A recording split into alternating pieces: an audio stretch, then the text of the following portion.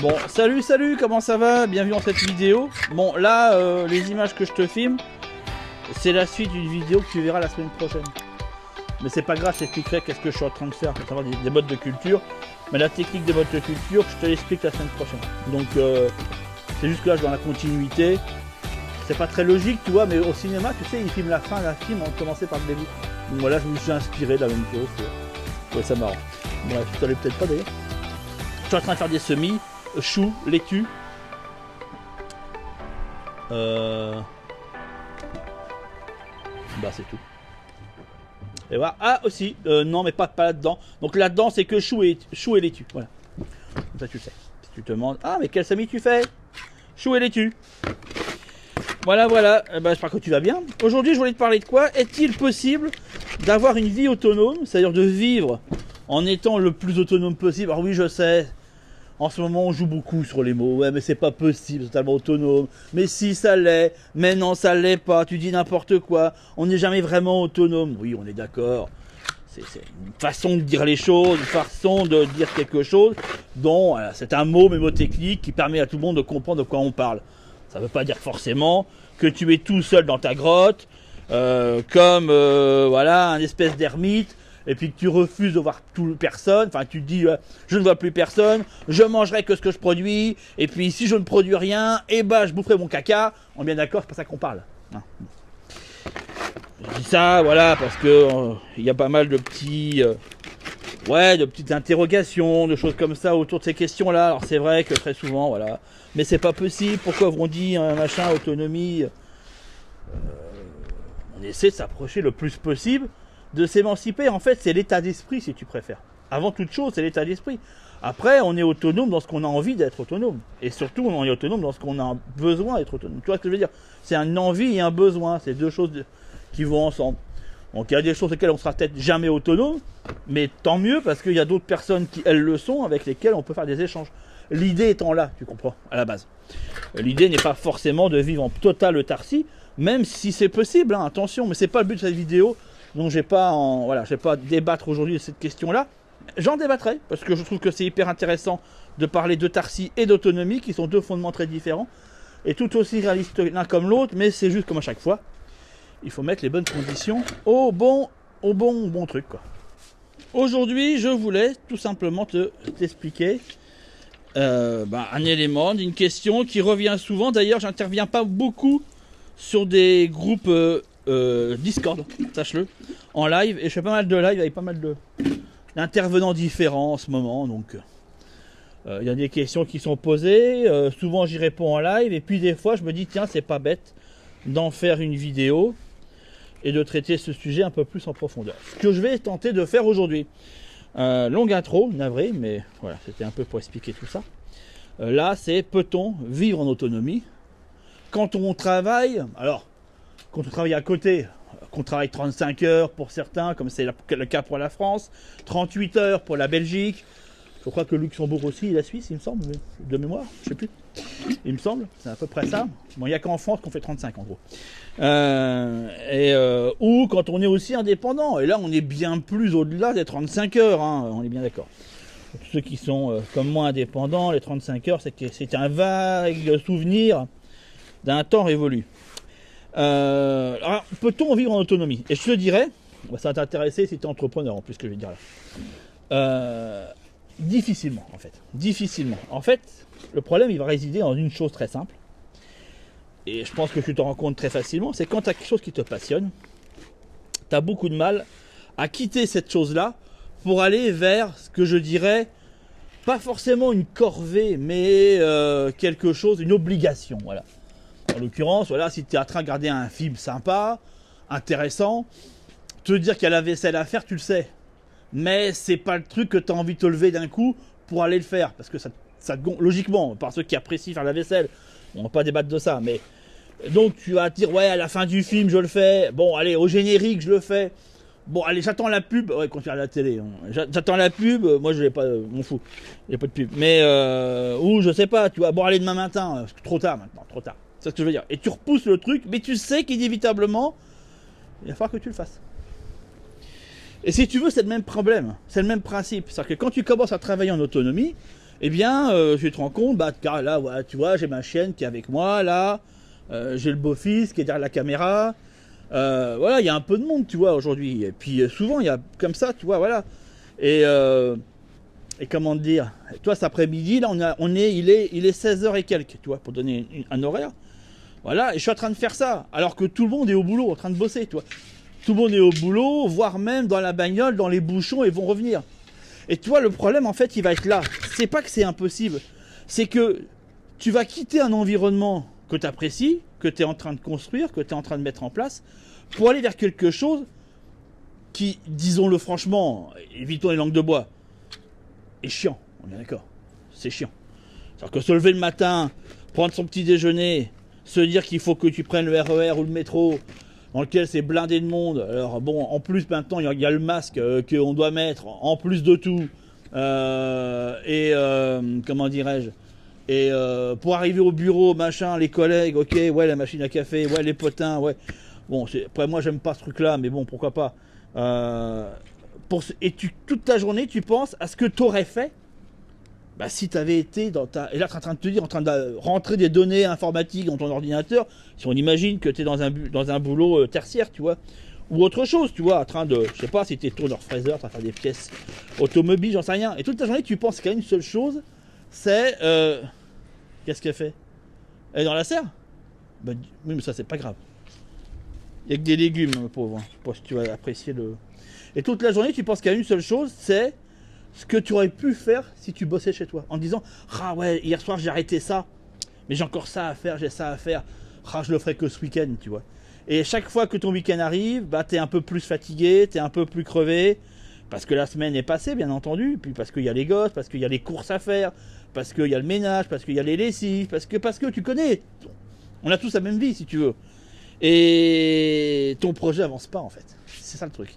Et tu passes ta semaine à rendre service quand tu es employé à un patron. En échange, il te donne un salaire, on est bien d'accord, mais mine de rien, c'est ça.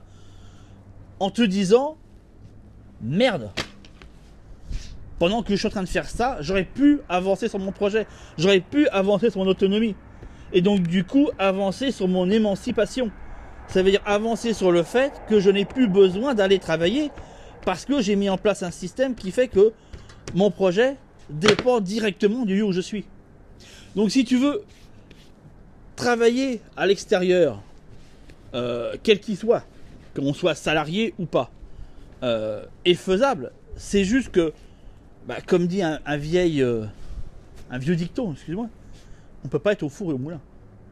Et pendant que tu es au four, bah t'es pas au moulin. Et le moulin, ça avance pas. Et donc à un moment donné, bah il y a une certaine frustration qui fait que tu te dis, c'est bien gentil, mais c'est pas réalisable.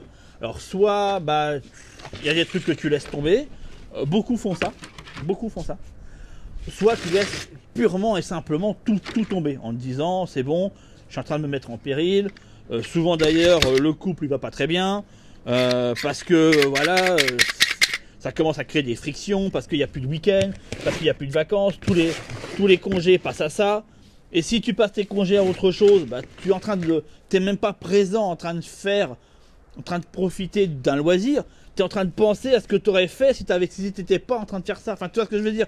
C'est inévitable, c'est inévitable. Donc, ça veut dire quoi? La solution, elle est où? La solution, pour moi, elle est qu'à partir du moment où tu commences à travailler un projet autonome, l'idéal est de faire en sorte que ton activité professionnelle dépende de ce projet. Si tu veux, c'est tellement évident que c'est quelque chose qui vient inévitablement, si tu veux. À un moment donné, tu te dis, mais pourquoi je pars à l'extérieur amener de l'argent alors que je pourrais trouver quelque chose qui me permet là de faire la même chose sans me déplacer. Et donc si tu gagnes du temps en déplacement, bah c'est du temps que tu passes sur ton projet. Tu vois un peu la stratégie qui est derrière. Et inévitablement, bah, tu prends bien plus de plaisir à faire quelque chose quand c'est toi qui quand c'est toi qui l'ordonne, tu comprends? Quand c'est toi qui en es aux commandes. Si tu te dis, ah ouais, j'ai toujours voulu faire ce projet-là, j'ai toujours voulu mettre ça en place, et ça serait tellement génial si je pouvais faire ça, et ce serait tellement en cohérence avec le reste de mon projet, que ça devient une évidence la plus totale. Et c'est la raison pour laquelle il y en a beaucoup de personnes qui sont en autonomie, et qui généralement, leur projet professionnel dépend de leur autonomie. Enfin, est très lié. J'en suis un exemple complet. C'est pas pour rien. C'est pas parce que c'est comme ça que ça se passe. C'est parce que c'est le cheminement, si tu veux, logique de toute personne qui travaille un projet autonome. Inévitablement, à un moment donné, tu as envie de mettre tout en cohérence, ce qui est logique. La difficulté là-dedans va être de se dire, ok, et si tu as compris ce principe-là, c'est génial, tu vois. Après, il y en a qui sont épanouis. Il faut tout pour faire un monde. Après, il y en a qui sont épanouis sur le fait de partir le matin, rentrer le soir, faire leur projet en plus. Tu vois. C'est pas la question. Mais ça reste quand même, dans les personnes que je côtoie, avec lesquelles je discute, quand même assez anecdotique. C'est pas tant que ça. Donc la solution, elle est où? En fait, si tu veux, on a tous un savoir. On a tous soit un savoir-faire ou un savoir-être. D'accord? Enfin, en tout cas, un savoir, quel qu'il soit. Et l'objectif est de se dire quel projet professionnel je peux mettre en relation avec ça. Pour certains, ça va être, je sais pas, ça va être le bricolage, par exemple. Il y en a qui sont très doués en bricolage. Pourquoi pas mettre quelque chose en rapport avec ça? Pour d'autres, ça va être, ils s'intéressent énormément à la santé. Pourquoi pas mettre quelque chose en rapport avec ça? Pour d'autres, comme je fais, tu vois, ils s'intéressent énormément au jardinage, au potager, au fait de produire sa nourriture. Pourquoi pas mettre quelque chose en rapport avec ça? Tu comprends ce que je veux dire? Ça peut être carrément autre chose, ça peut être plein de choses. Il y en a qui souhaiteront plutôt mettre un projet en rapport avec, en tant que, ce qu'on appelle, en libéral, tu vois, en profession libérale. Consultant, machin, thérapeute, tu vois, naturopathe, etc., tu vois, un petit peu. Et ça, c'est des choses que tu peux faire de chez toi. Tu peux parfaitement faire des activités manuelles, comme potier, par exemple. Potier, ça peut parfaitement se faire de chez toi, mais sans aucun problème. Si tu as une maison assez grande, ou en tout cas un garage ou un hangar assez grand, et que tu kiffes la mécanique, qu'est-ce qui t'empêche de faire un garage, tu vois, dans lequel tu répares des voitures? Alors après, oui, souvent on se dit, ah ouais, mais attends, il faut les employer, mais absolument pas. T'es pas obligé de faire, on te demande pas de faire un garage de fou, on te demande pas de recréer une concession Mercedes. Hein. Tu fais un garage où tu répares, voilà, peut-être, j'en sais rien, tu vois, 2 voitures par semaine, ou 2-3 voitures par semaine. Mais là, la différence, c'est que c'est toi qui vas déterminer le temps. C'est toi qui vas dire, moi je suis disponible de telle heure à telle heure, mon garage, parce que le reste du temps, je suis sur mon projet. Et donc, si tu veux, c'est toi qui organise ton temps, c'est toi qui organise tes activités, et c'est surtout toi qui organise le temps que tu vas y passer. Si tu veux faire que 2 voitures par semaine, alors je suis d'accord, ça va peut-être pas te faire gagner autant que si tu étais salarié, mais en même temps, tu comprends ce que je veux dire? Tu sais, ce principe qui était, que tu as dû certainement entendre, qui nous avait été dit pendant un temps, ce qui est toujours assez effarant quand on entend des choses comme ça, où un certain homme politique nous disait, pour gagner plus, travailler plus. Ça m'a toujours fait rire cette phrase-là, parce qu'elle est effarante au plus haut point. Non, c'est exactement le contraire. C'est-à-dire que pour profiter de la vie, il faut mettre en place des choses qui permettent d'en profiter. Donc moi je dirais travailler moins pour vivre mieux. C'est plutôt le contraire même, si tu veux. Travailler moins pour vivre mieux. Travailler moins ne veut pas dire ne plus rien faire. Ça veut dire travailler intelligemment et de manière nettement plus efficace. Plus efficace. Tu comprends? Et l'idée elle est là. Si tu peux être passionné de réparation de matériel agricole, et si tu es en milieu rural, c'est pas ce qui va manquer, les tracteurs à réparer. Si tu proposes ça autour des fermes du coin, les gars ils ont un chemin à traverser pour aller réparer leur tracteur, au lieu de te taper peut-être 50 bandes pour le faire, ils vont venir chez toi. Hein. Tu vois ce que je veux dire? Ce qui est génial là-dedans, c'est que 1, tu mets en place un projet qui dépend de chez toi, et 2, tu rends service à ta communauté. Tu crées quelque chose qui va pouvoir rendre service. Et alors, surtout dans les milieux ruraux, où généralement, il n'y a plus grand-chose, si tu veux, il n'y a plus beaucoup d'activités. Si tu crées une petite épicerie, si tu es boulanger, par exemple, ou si tu veux te remettre, ou si le métier de boulanger te plaît. Enfin, tu vois ce que je veux dire? Qu'est-ce qui t'empêche de mettre ton fournil chez toi, et voilà, et une petite estafette, et tu livres ton pain? Moi, j'ai fait il y a maintenant 15 ans, hein. Ça remonte, hein. Une formation sur comment faire son pain à l'ancienne, au levain au naturel, avec cuisson au bois. Et j'avais été dans le Marais Poitevin, à côté de la presqu'île de Noirmoutier, tu vois. Je pense que le gars, il y est toujours, à mon avis. Et le gars, il a une petite maison sur la presqu'île, tu vois, avec son champ, et il fait son pain, c'est-à-dire qu'il fait son, si tu veux, il fait pousser son blé, il a des blés anciens, il fait sa farine, il va à un moulin avec son blé, et puis il a sa propre meule, et puis le meunier, il lui fait sa farine, et puis il fait son pain. Et le gars, il s'est donné comme objectif de faire que tant de pains par semaine, quoi qu'il arrive. Il dit voilà, je sais que je gagne pas des millions, mais en même temps, vu que je suis en autonomie, j'ai pas des millions non plus à dépenser, tu comprends? Mais lui, pour lui, ce qui est important, c'est pouvoir passer ses journées. Voilà, donc il bosse 3 jours par semaine. Et le reste du temps, il profite de la vie. Tu vois ce que je veux dire? Ça, pour moi, c'est quelque chose d'intelligent. Alors oui, ça fait pas de toi quelqu'un de riche, mais ça fait malgré tout de toi quelqu'un de riche, mais de riche en expérience. Parce que ça te laisse du temps pour découvrir des choses, pour mettre en place des projets, éventuellement pour voyager. Enfin, tu comprends ce que je veux dire? Il y a plein de choses. Je pense que la vie, c'est avant tout une aventure. Et cette aventure doit être vécue. La vie, c'est pas une prison. La vie, c'est pas une ordonnance, si tu veux. La vie, c'est pas des... Comme j'ai entendu dernièrement. C'était quoi la phrase qui a été dite? C'était... aujourd'hui, on devrait plus être sur les devoirs que les droits. Les devoirs que les... Mais c'est énorme d'entendre ça. Non, je suis pas d'accord avec ça. La vie, c'est pas voilà, uniquement obéir, faire, ne pas vivre, faire attention à tout ce qu'on fait. Non, c'est profite. Profite. Que tu crois dans la spiritualité ou pas, j'ai envie de te dire, tu t'en fous. Profite de la vie. Part du principe qu'il n'y en a qu'une. Après, chacun, voilà, son spiritualité ira vers tel et tel truc. Mais qu'est-ce que tu ferais si tu partais de ce principe-là? En fait, c'est ça l'idée. Qu'est-ce que tu ferais si tu partais de l'idée qu'il n'y a qu'une seule vie et après c'est la fin? Qu'est-ce qui se passe? Tu continues à Aubervilliers à aller à bosser à la chaîne avec un chef qui te gueule dessus? Ou tu prends un petit VAD et puis tu transformes ça en bibliothèque roulante et puis tu fais le tour de France pour faire des lectures aux enfants? Tu vois ce que je veux dire? Tu ne gagneras pas des millions, je suis d'accord. Mais tu vivras. Tu comprends ce que je veux dire? La différence, elle est là. Et je te laisse là-dessus. C'est une grosse réflexion. Mais je pense que c'est une bonne piste à travailler.